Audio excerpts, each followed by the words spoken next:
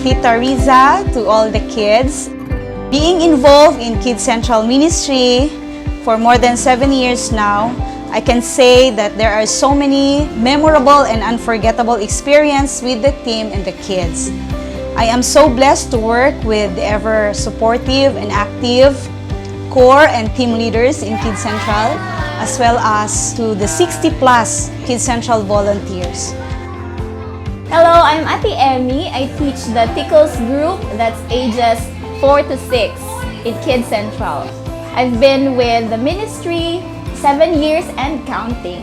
Kanang memorable kayo kay when the kids smile because they get the Bible truth, and also ang silliness sa class kay kids tend to be really interactive. Just like this morning, we learned about the big catch, a miracle of Jesus, and Dylan, Raiden, and Rio had a really fun time inside the boat until naguba ang boat. Hi everyone, I am Naftali Rose Inson. I've been involved in the ministry for almost 3 years, and my most unforgettable experience is when I was able to lead the kids in the kids camp last year. It was memorable for me because I was able to share the love of Christ and lead them to the truth that the Lord wants them to know and experience. Hi, my name is Ati Fel.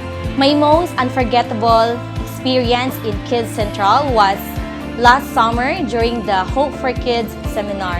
That's the time that I witnessed the kids. They are eager to share the gospel of God with the kids during their last day of the seminar. And I am overwhelmed because the greatest commission were taught to the kids to share the love of Christ.